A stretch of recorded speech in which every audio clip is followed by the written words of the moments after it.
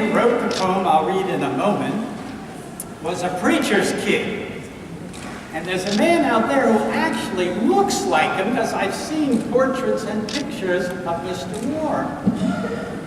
Well, he was a preacher's kid, and his daddy was the preacher at Trinity Church, New York, where I'm now the preacher. That's sort of fun to know. And he wrote it for his children, 6 children.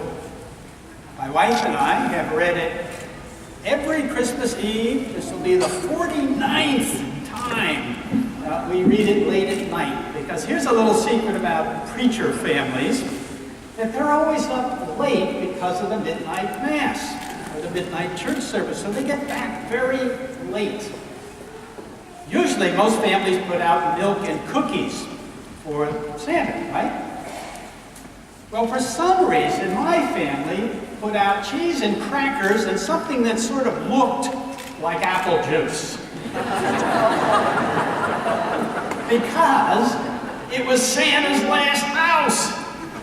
So even to this day in our house, cheese and crackers and something that looks like apple juice for Santa.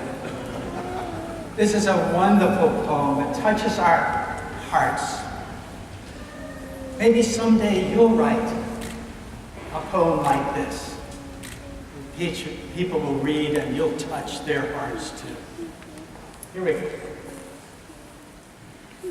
'Twas the night before Christmas, and all through the house, not a creature was stirring, not even a mouse. The stockings were hung by the chimney with care, in hopes that St. Nicholas soon would be there. The children were nestled all snug in their beds, while visions of sugar plums danced in their heads. Mama in her kerchief, and I in my cap, had just settled down for a long winter's nap.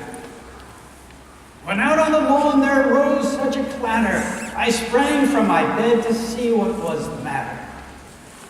Away to the window I flew like a flash, tore open the shutters, and threw up the sash. The moon on the breast of a new fallen snow gave a luster of midday to objects below. And what to my wondering eye should appear, a miniature sleigh, 8 tiny reindeer.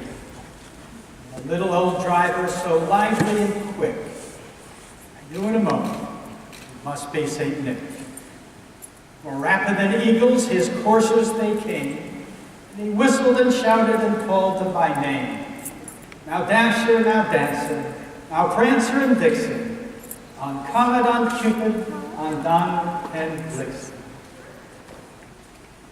To the top of the porch, to the top of the wall, now dash away all. As dry leaves before the wild hurricane fly, when they meet with an obstacle mount to the sky.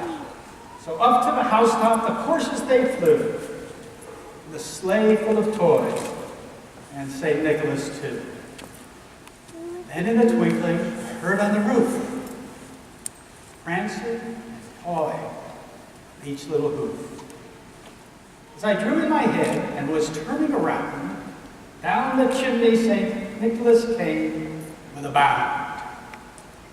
He was dressed all in fur, from his head to his foot, and his clothes were all tarnished with ashes and soot. A bundle of toys he had flung on his back, and he looked like a peddler just opening his pack. His eyes, how they twinkled.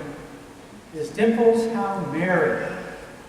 His cheeks were like roses, his nose like a cherry. His droll little mouth was drawn up like a bow, and the beard on his chin was as white as the snow. The stump of a pipe he held tight in his teeth. The smoke, it encircled his head like a wreath. He had a broad face, and a little round belly, that shook when he laughed like a bowl full of jelly. He was chubby and plump, a right jolly old elf. I laughed when I saw him in spite of myself. A wink of his eye, and a twist of his head soon gave me to know I had nothing to dread.